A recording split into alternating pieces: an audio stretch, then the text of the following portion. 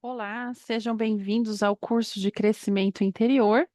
E nós iniciamos hoje o nosso módulo 4, Comunicação Não Violenta. Então, parabéns a todos que chegaram até aqui, em especial ao corpo mediúnico do Templo da Estrela Azul, que é para quem nós montamos esse curso em especial, para a gente conseguir trabalhar o nosso crescimento interior e a nossa reforma íntima, como o Padrinho Joruá nos ensinou por tantos anos. Vamos dar então aí continuidade. Sempre gosto de começar com um texto, né? E hoje eu trouxe do livro Força Soberana, João Nunes Maia, O Espírito Miramês. Veja o quanto é importante para a comunicação não violenta. É um pequeno trecho, depois quem quiser ler inteiro, tá? Então, o título é Maravilha da Palavra. A palavra é uma das maravilhas da vida humana.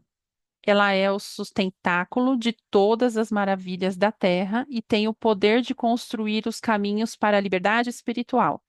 É falando que tudo se realiza em todos os departamentos da estrutura terrena. Leitor amigo, tu que falas, porventura, já paraste alguns minutos observando o som da tua voz? Como podes articular a palavra? O que pode fazer em teu favor e do próximo? E aí, vocês já pararam para ter esse pensamento? Como é que nós estamos refletindo isso? Então, nós nos comunicamos o tempo todo.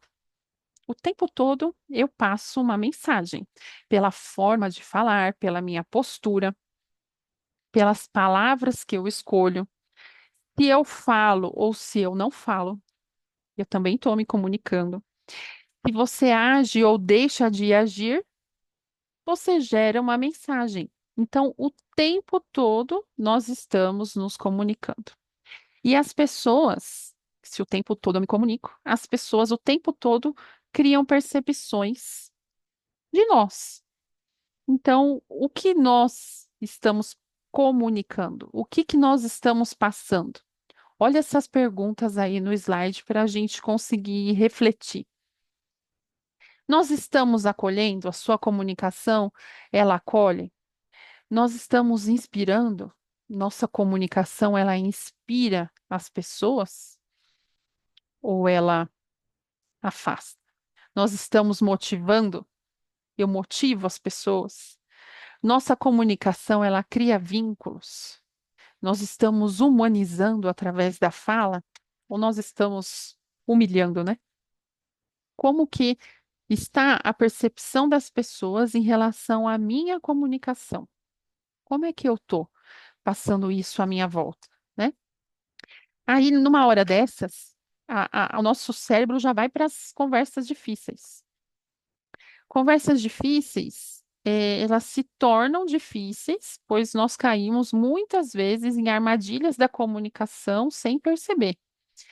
Só que eu tenho conversas difíceis desnecessárias e eu tenho aí na figura conversas difíceis, que quanto mais eu vou aprimorando elas, eu tenho uma relação mais saudável. A grande questão é que nessa conversa difícil aí, quando eu entro nela, eu já entro querendo saber quem está errado, quem está certo, de quem é a culpa e minha que não é. Hum. Você vai ter um diálogo bom assim? Porque você não quer ir atrás do que aconteceu, de fatos, não quer ouvir, enfim, você quer saber quem é o culpado e não é você esse culpado. Então, as conversas difíceis, muitas vezes, elas são por essa nossa mentalidade de querer procurar sempre o culpado, ao invés de vencer aquele desafio, ao invés de achar o que melhor pode ser feito. Como que era a nossa estrutura tradicional da comunicação? Lembra que a gente aprendeu lá na escola? Emissor, mensagem, receptor. Olha que fácil. Tem uma pessoa falando, uma mensagem e a outra pessoa recebendo. É assim mesmo? Uhum. Isso daí foi aprimorado, né, ao longo dos tempos. Então, hoje, a estrutura real da comunicação é essa daí. Olha só como nós tornamos difíceis as coisas. É o que o outro pensou e sentiu, mas não disse. O que você pensou e sentiu, mas não disse. E o que nós realmente dissemos. Percebam que não é algo linear igual antes, porque nós pensamos e sentimos muita coisa. Então, isso agora é levado em consideração numa comunicação. Eu consigo olhar para a pessoa e ver o que ela está sentindo. Eu consigo expressar o meu sentimento. E isso se torna agora muito importante para a comunicação, principalmente para a comunicação não violenta. Eu posso falar calmo com vocês, ou eu posso elevar a voz e gritar. Olha só como o que eu estou pensando, o que eu estou sentindo se transfere para a comunicação. Então, o que os estudiosos aí falam? Que as causas de conflito estão na diferença de opinião? O que vocês acham? Não, sim, mas 90% é na maneira de falar. Não é nem em relação à opinião divergente, mas é a maneira como você. Então, 90% é na maneira de falar. Você já deve ter até pensado nisso. Até que essa pessoa tem razão, mas eu não gostei da forma que ela falou comigo. Então, a pessoa ela tem razão, ela te fala algo, só que a forma que ela disse aquilo te humilhou, te colocou para baixo, te colocou em último. E aí, é, aquilo que você sentiu, a forma com que ela fez você se sentir, faz com que você discorde. Então, presta atenção, não é a opinião, mas a maneira que você expõe a sua opinião.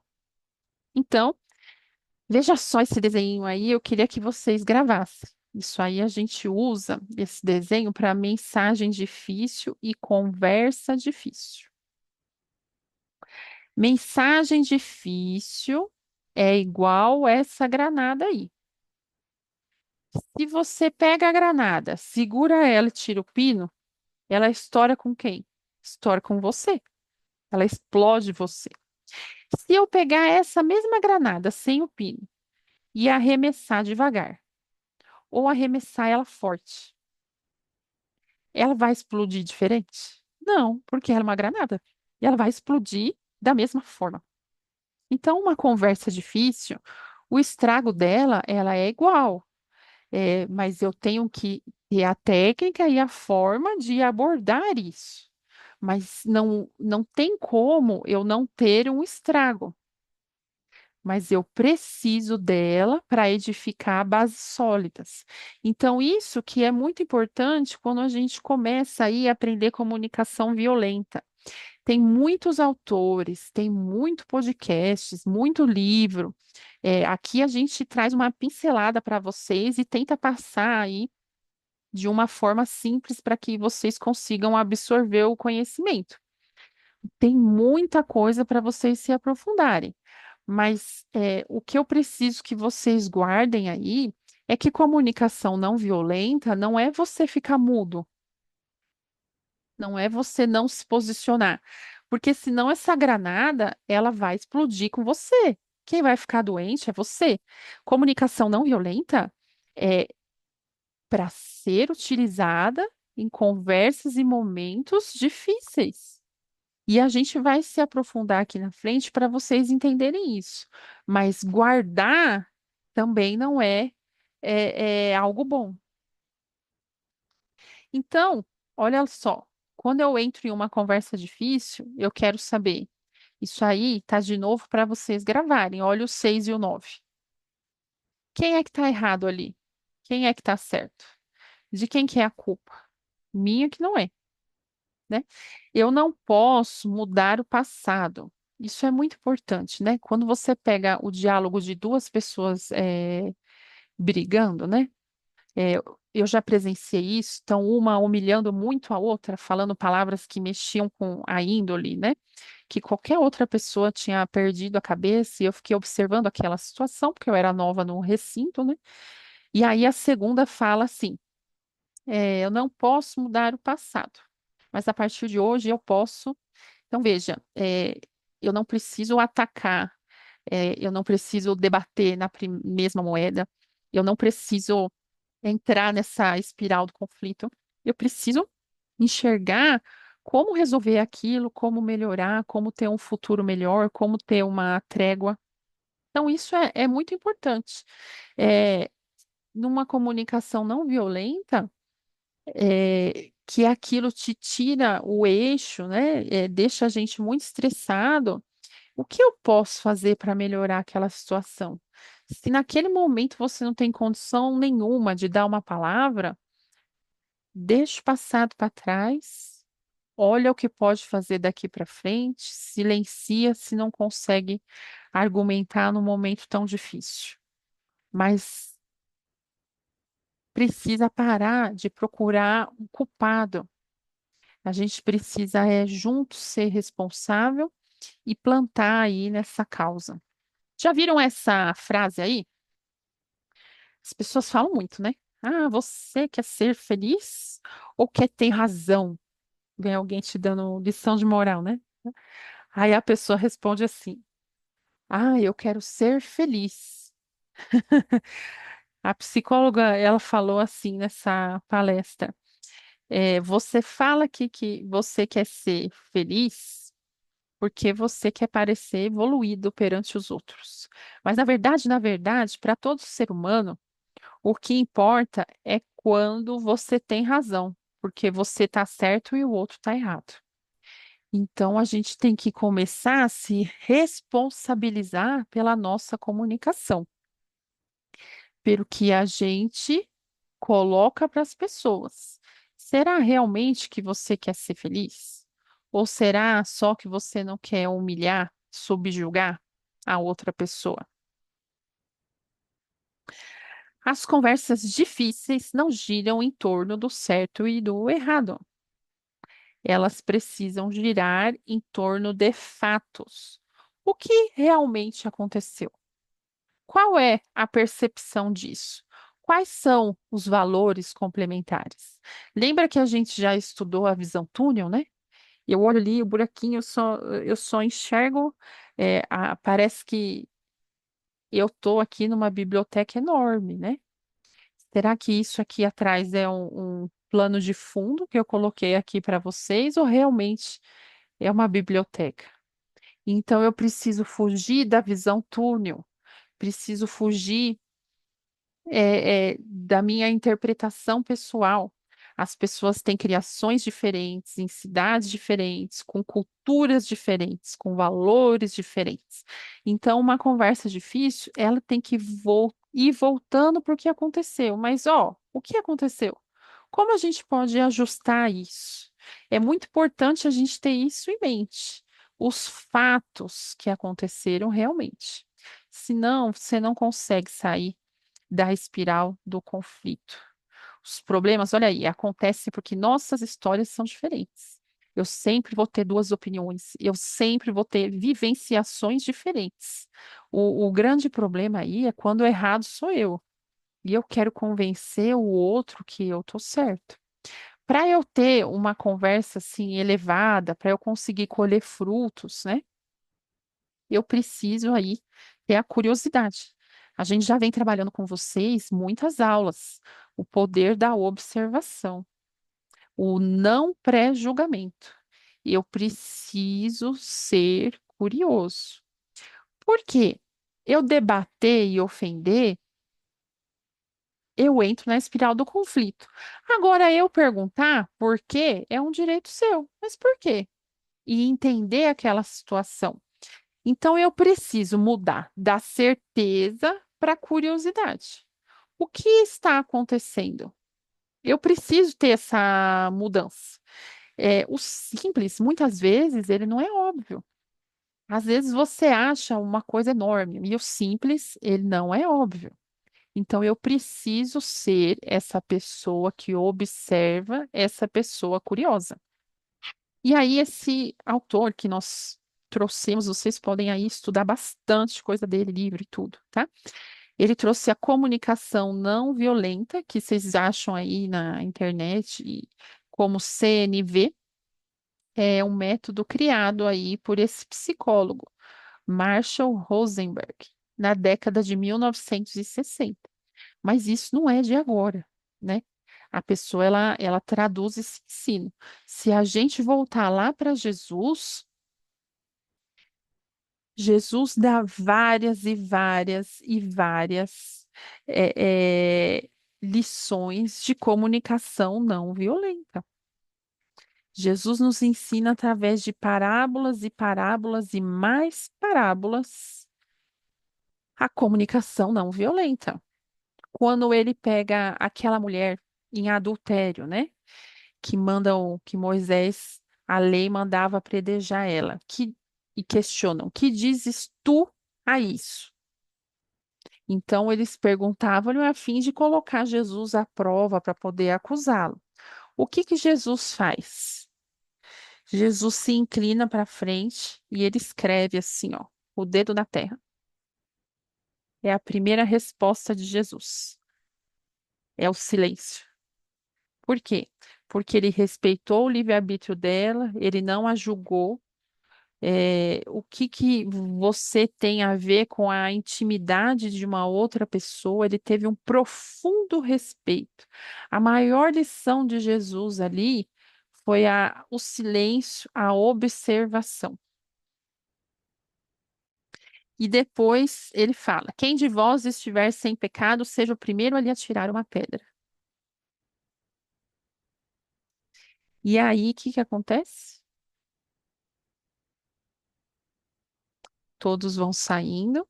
E aí ele se ergueu e vendo ali apenas aquela mulher, ele pergunta para ela: mulher, onde estão os que te acusavam? Ninguém te condenou? E ela responde: ninguém, senhor. Disse-lhe então: nem eu te condeno. Vai e não tornes a pecar.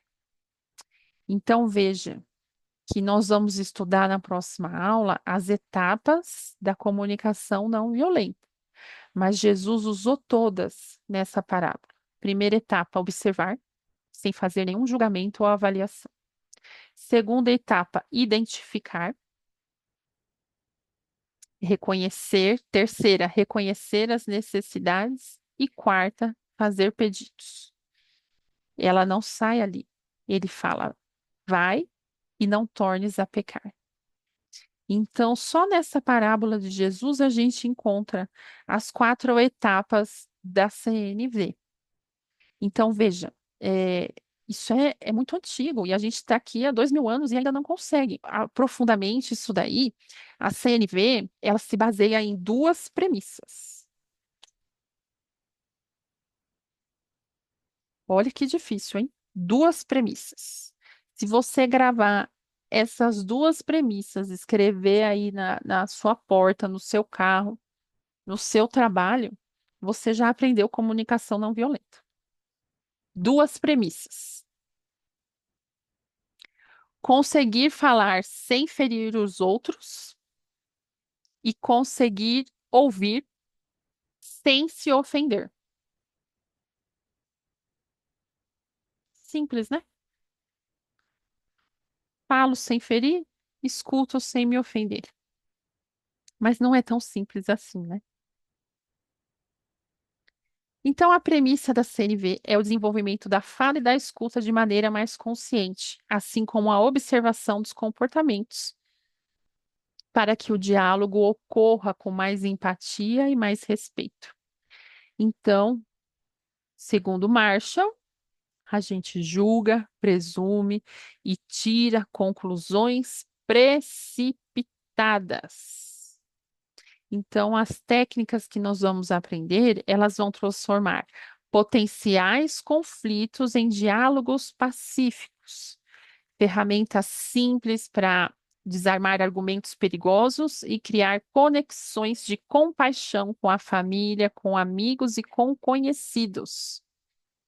Estes procedimentos podem mudar o mundo, podem mudar a sua qualidade de vida entre o seu companheiro, seu filho, seu amigo, todas as pessoas que nós interagimos.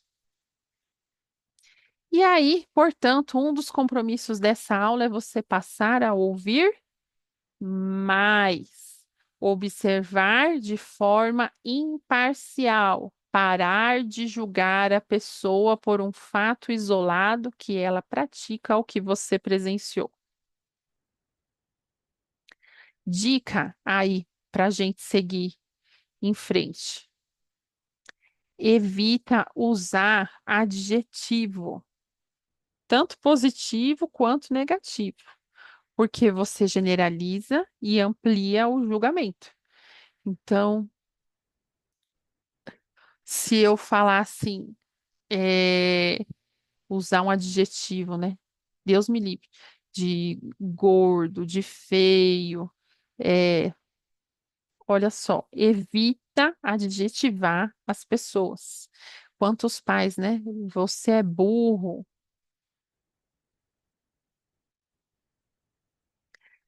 Olha aqui um exemplo que eles trazem.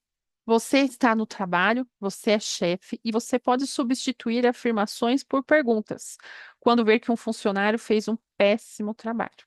Então, ao invés de dizer este trabalho está uma porcaria e gerar uma espiral de conflito, você pode dizer: você acha que este trabalho atende às expectativas? Vamos observar aqui o que pode ser feito para melhorar? Sempre um jeito vai humilhar e afastar, e o outro vai estender a mão e ajudar. Olha que porcaria! Olha, e se na próxima vez você fizesse assim? Falei a mesma coisa, que tá uma porcaria, mas estendi a mão e tentei ajudar. E é esse estender a mão que a gente precisa para os nossos relacionamentos pessoais. Então, parar de usar essas palavrinhas aí, ó. Sempre, jamais, nunca. Ele nunca faz nada direito. Você nunca me escuta. Desculpa. Ele sempre erra.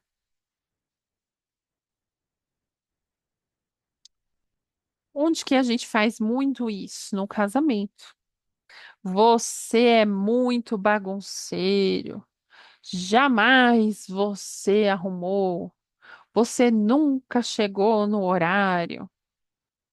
Será que aquele contexto ele se aplica a todas as áreas da vida da pessoa? Será que fulano nunca é aceito? Ou será que o trabalho dele nunca será aceito? Ou será que a maneira como esse trabalho foi apresentado tem poucas chances de ser aceito? Veja só como eu preciso sair de deixar, de usar uma linguagem agressiva e pejorativa para mudar para uma linguagem mais harmoniosa. Você só come porcarias. Já pensou em comer de forma mais saudável? Você precisa, parar de usar a palavra como punho e substituir por afirmações de embasamento que auxilie, não que prejudique, que bata, né? Olha só esse desenho. Eu espero que a gente consiga aí, no final do módulo 4 chegar a esse desenho. Você está chateada? Sim. Porque eu gritei com você? Não. Por que então? Porque eu gritei de volta. Então, ela entrou na espiral do conflito. Ela perdeu o bom senso, ela perdeu a razão e ela entrou naquilo, sem fazer as etapas de observar, identificar, aquela ocasião, reconhecer necessidade, fazer pedido. E aí, palavras são janelas ou são paredes? O que é que vocês acham? Essa autora ela nos traz aí. Se minhas palavras não forem claras, você me ajudará a me libertar? Depois vai ler o texto na íntegra, que ele é grande. Ele é grande, ele diz assim: Sinto-me tão condenada por suas palavras, tão julgada e dispensada. Antes de ir, preciso saber. Foi isso que você quis dizer? Antes que eu me levante em minha defesa, antes que eu fale com mágoa ou medo, antes que eu erga aquela muralha de palavras, responda: eu realmente ouvi isso? Palavras são janelas ou são paredes? Elas nos condenam ou nos libertam? Quando eu falar e quando eu ouvir, que a luz do amor brilhe através de mim. Depois vai ler esse texto na íntegra. É muito bonito. E fica aí para a gente refletir. São janelas ou são paredes? Eu preciso ter compaixão na minha comunicação. Para ela não ser violenta, eu preciso ter compaixão.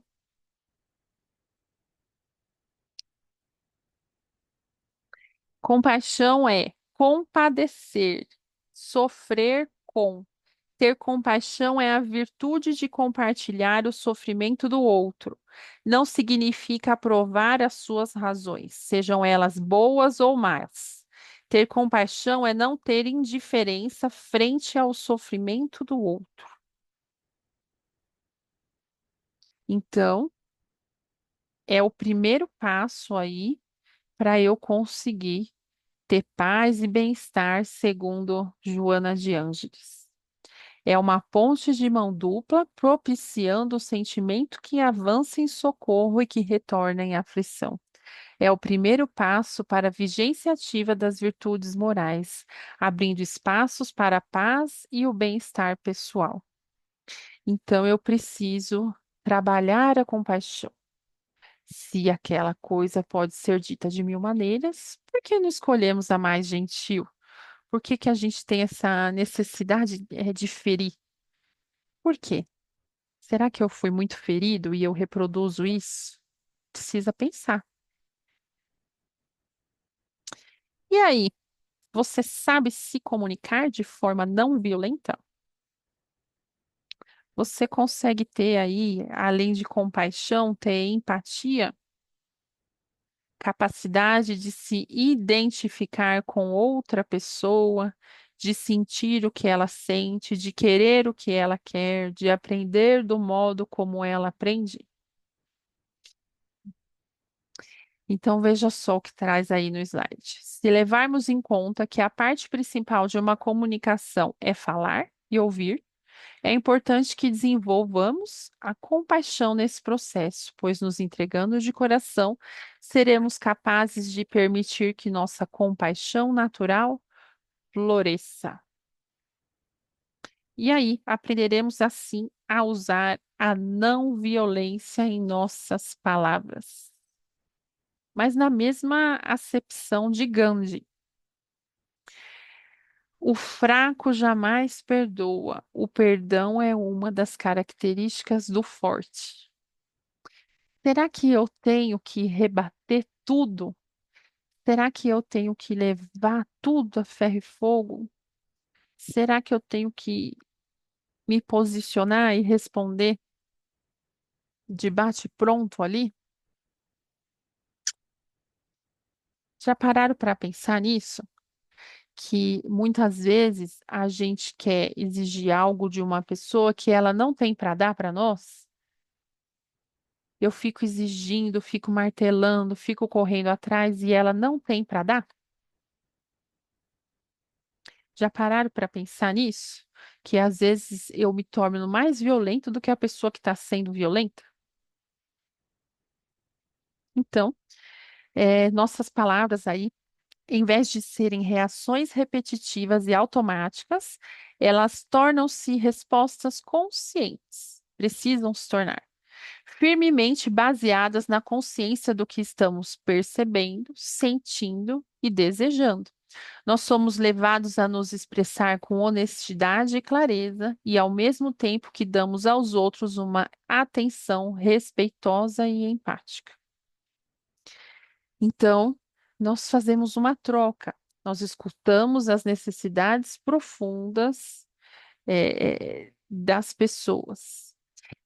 Nós observamos cuidadosamente e trilhamos para sermos mestres aí em identificar os comportamentos e as condições que estão nos afetando.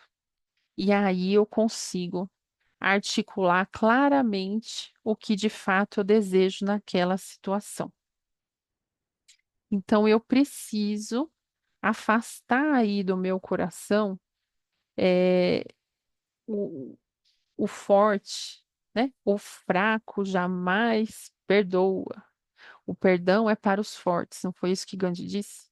Eu preciso ter uma concepção aí bem clara. O que é ser forte numa comunicação e o que é ser fraco numa comunicação? Vejam que está tudo invertido. A pessoa que grita e que fala mais alto, que fala o palavreado, que fala por último, que impõe, é o mais forte? Ou aquele que é paciente, tem compaixão, tem empatia, observa, releva, ele é o mais forte? Eu preciso começar a perceber isso, porque eu posso estar ainda naquele cabo de guerra lá na frente, né? Deixar isso passar. Então, a forma é simples, mas profundamente transformadora. À medida que a comunicação pacífica substitui nossos velhos padrões de defesa, recuo ou ataque diante de um julgamento ou de uma crítica, vamos percebendo a nós e aos outros, assim como nossas intenções e relacionamentos, por um enfoque novo. Então, eu preciso sair desse padrão de defesa, de recuo, de ataque. Quando você é criticado, você absorve aquela situação porque você é mesmo? É, é, por que que quando a gente é criticado, eu não posso só absorver o que me compete para melhorar a minha pessoa, né? É, pararam para pensar nisso? Então, nós descobrimos a profundidade de nossa própria compaixão. A resistência, a postura defensiva e as reações violentas são minimizadas quando nos concentramos em tornar mais claro que o outro está observando, sentindo e necessitando, em vez de diagnosticar e julgar. Nos referimos a ela como processo de comunicação ou linguagem da compaixão. Pela ênfase, então, aí em escutar profundamente a nós e aos outros. A comunicação pacífica, ela promove respeito, atenção, empatia, gera mútuo desejo de nos entregarmos de coração. Embora nos referimos a ela como processo de comunicação ou linguagem da compaixão, ela é mais que um processo de linguagem. Ela é aí, vamos dizer, um lembrete profundo, onde nossa atenção concentrada deve estar. Será que você tem atenção concentrada para comunicação? Hoje em dia, né? Nem olha para a pessoa.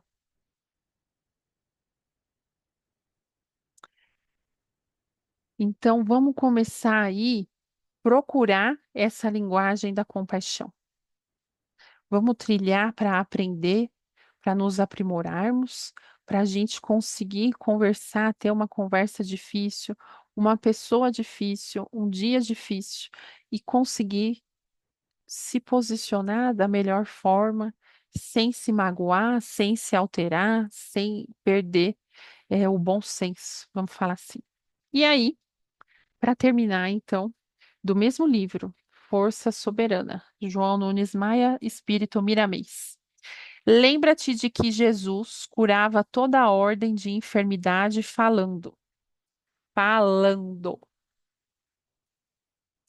Os sons da palavra do mestre eram portadores de um magnetismo divino, pela harmonia do seu magnânimo coração. Se queres mudar, sempre é tempo. Começa hoje mesmo a verificar o que vais falar aos outros e sente o que a tua fala pode transmitir. A língua é uma forma de mão que semeia no mundo mental de quem te ouve e a colheita é tua. Usa do verbo para o bem. Para isso foi-nos dado a razão de escolher o que deve ser falado. Veja que ele termina com a razão de escolher o que deve ser falado. Então a escolha é tua. Toda vez que você tiver um enfrentamento, uma espiral do conflito, você vai poder aplicar a técnica ou você vai poder perder a razão. Que Deus os abençoe grandemente. Até a nossa próxima aula. E aí nós vamos entrar nas 4 etapas da CNV. Observar, identificar, reconhecer a necessidade de fazer pedidos. Deus os abençoe e até a próxima.